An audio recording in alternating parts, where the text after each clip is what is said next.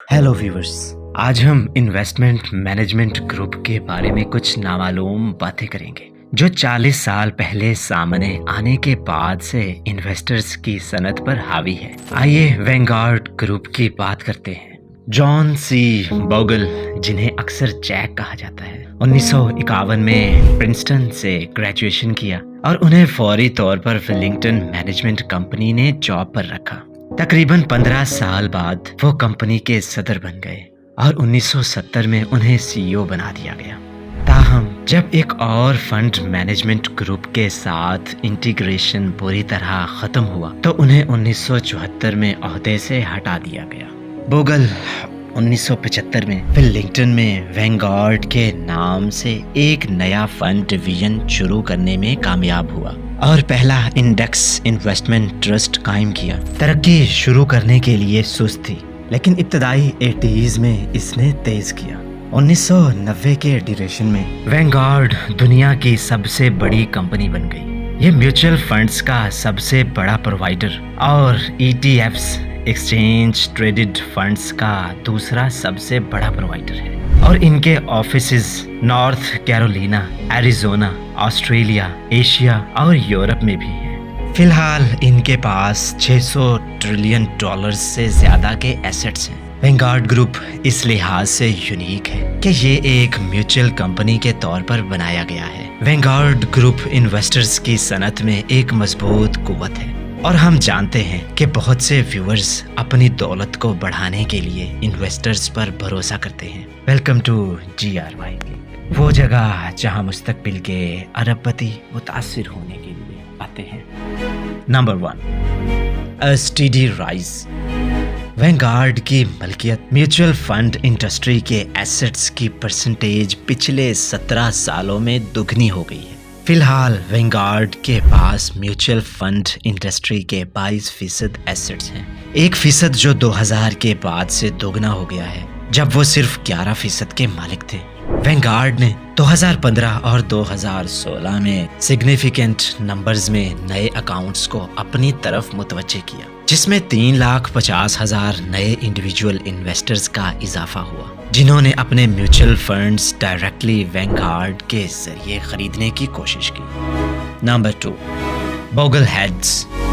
Excited community की Bogle heads को discover करें, जो वैंगार्ड के बानी जैक बोगल के पैशनेट फैंस हैं। ये ग्रुप, जिसकी इब्तदा कंपनी के आगाज से हुई थी, प्यार से खुद को बोगल हेड्स कहते हैं। इब्तदाई तौर पर उन्होंने पैसा बचाने की इन्वेस्टमेंट प्लानिंग स्ट्रेटजीज, नुकसानात से बचने और रिटायरमेंट पर सोच को चेंज करने के लिए एक फॉर्म दिया। वक्त गुजरने के साथ ये कम्युनिटी एक करीबी ग्रुप की शक्ल अख्तियार कर गई, जिसने एहतराम से जैक बोगल को सेंट जैक कहा। 2009 में बोगल हेड्स ने अपनी bogleheads.org वेबसाइट बनाई, जो फिलहाल 16 मिलियन से ज्यादा माहाना सफ़ा के नज़ारे हासिल करती है। Number 3, वैंगार्ड्स remarkable growth. वैंगार्ड की तरक्की के रफ्तार तमाम इन्वेस्टमेंट ग्रुप्स की रफ्तार से आगे है। 2013 और 2016 के दरमियान, जबकि म्यूचुअल फंड इंडस्ट्री के अंदर 4000 से ज्यादा फर्म्स ने $97 बिलियन रकम हासिल की। इसी अरसे के दौरान वैंगार्ड ने इन्वेस्टर्स से हैरान कुन तौर पर $423 बिलियन हासिल किए हैं। इससे जाहिर होता है कि वैंगार्ड ने अपने कंपेटिटर्स को 8.5 के एक इफेक्टिव फैक्टर से पीछे छोड़ दिया, जिससे दीगर तमाम फर्म्स के मुकाबले में तकरीबन 8.5 गुना इजाफा हुआ। हमारे साथ शामिल हों जब हम सरमायाकारी के मंजरनामे में वैंगार्ड की मिसाल कामयाबी को दरियाफ्त करें, सनत में उनकी नुमाया तरक्की और गलबा को नुमाया करें। Number 4, British naval history.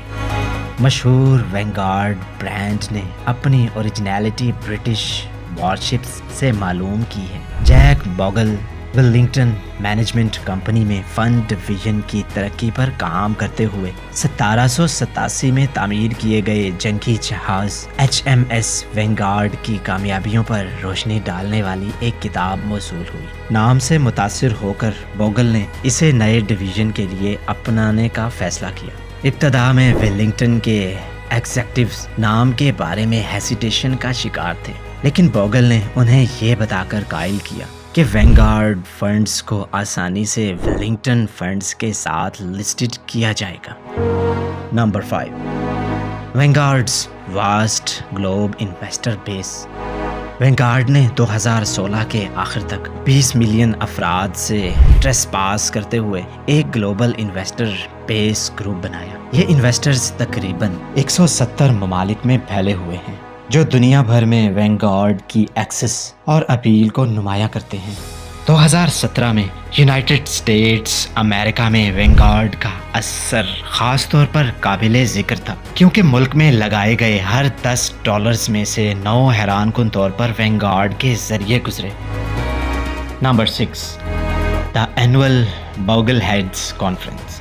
سالانہ بوگل ہیڈ کانفرنس انویسٹمنٹ کی دنیا میں ایک نمایاں تقریب بن گئی ہے جو وینگارڈ ڈائی ہارڈز فورم کے ذریعے منسلک ہونے والے وینگارڈ انویسٹرز کے ایک گروپ سے شروع ہوئی ہے۔ یہ انتہائی متوقع ایونٹ اکثر خود جیک بوگل کی باوقار موجودگی کو نمایاں کرتا ہے، جو اس کی اہمیت میں اضافہ کرتا ہے۔ 2017 کی کانفرنس پینسلوینیا میں ہوئی اور اس نے ایک شاندار رد عمل دیکھا۔ اعلان کے صرف 5 دنوں کے اندر تمام ٹکٹس، جن کی قیمت $275 تھی، مکمل طور پر فروخت ہو گئے۔ اٹینڈیز کو جیک بوگل کے ساتھ اس تقریب کا ایکسپیرینس کرنے کا شرف حاصل ہوا، جنہوں نے بطور مہمان خصوصی کانفرنس میں شرکت کی۔ یہ ایک اہم گیدرنگ ہے جو دنیا بھر سے انویسٹرز کو اپنی طرف متوجہ کرتا ہے۔ نمبر 7، وینگارڈز فرسٹ فنڈ۔ وینگارڈ کا اناگرل فنڈ، جو اب وینگارڈ 500 انڈیکس فنڈ کے نام سے جانا جاتا ہے، اس کو اپنے ابتدائی دنوں میں اہم چیلنجز کا سامنا کرنا پڑا۔ عوامی پیشکش کے انتظام کے ذمہ دار بینکس نے جیک بوگل کو فنڈ کینسل کرنے کا مشورہ دیا، تاہم بوگل نے سختی سے ہار ماننے سے انکار کر دیا۔ وقت گزرنے کے ساتھ وینگارڈ 500 انڈیکس فنڈ نے ابتدائی توقعات سے انکار کیا اور ایک زبردست کامیابی کی کہانی میں تبدیل ہوا۔ نمبر 8، ٹیلر لیری مور۔ 1998 میں جیک بوگل نے ٹیلر لیری مور کو کنگ آف دا بوگل ہیڈز کا خطاب دیا، جو وینگارڈ ڈائی ہارڈز فورم اور morningstar.com پر بوگل ہیڈز کمیونٹی کے بانی ممبرز میں سے ایک ہیں۔ لیری مور، جس نے 2014 میں اپنی 90ویں سالگرہ منائی، ڈائیورس ایکسپیرینسز سے بھری ہوئی ایک دلچسپ زندگی گزاری۔ اس نے دوسری world war 2 paratrooper, scuba diver, a life insurance underwriter, a revenue officer for the IRS اور ڈائریکٹر آف ٹیڈ کنٹری ہاؤسنگ فائنانس اتھارٹی کے طور پر خدمات انجام دی۔ لیری مور نے پورٹ فولیو میں بہتری کا تجربہ کرتے ہوئے 1986 میں پہلی بار جیک بوگل اور وینگارڈ کی طاقت کو ڈسکور کیا، جہاں بہت سے لوگ ان کی انویسٹمنٹ کا مشورہ چاہتے ہیں۔ لیری مور نے بااثر کتابیں لکھی جیسے the Bogleheads guide to investing اور the Bogleheads guide to retirement planning. یہ کوئی حیرانی والی بات نہیں ہے کہ جیک بوگل نے پیار سے ٹیلر لیری مور کو کنگ آف بوگل ہیڈز کہا ہے۔ نمبر 9، وینگارڈ ناٹیکل کلچر، نیول ایفیکٹس۔ جنہوں نے وینگارڈ کے نام کو متاثر کیا وہ محض نام سے آگے بڑھتے ہیں۔ جیک بوگل نے کمپنی کے کلچر کو میرین ایلیمنٹ سے متاثر کیا، جس سے ایک یونیک ماحول پیدا ہوا۔ وینگارڈ کے اندر ملازمین کو صرف ملازمین کے طور پر نہیں بلکہ عملے کے ارکان کے طور پر کہا جاتا ہے، جو ٹیم ورک اور دوستی کے احساس کو پروموٹ کرتے ہیں۔ کمپنی کے جم کو مناسب طور پر شپ شیپ کا نام دیا گیا ہے، جس میں فزیکل فٹنس کی اہمیت پر زور دیا گیا ہے۔ اسی طرح کیفیٹیریا کو کھلے دل سے گیلری کہا جاتا ہے، جو کھانے کے احساس کو جنم دیتا ہے۔ Number 10، A Perfect Score۔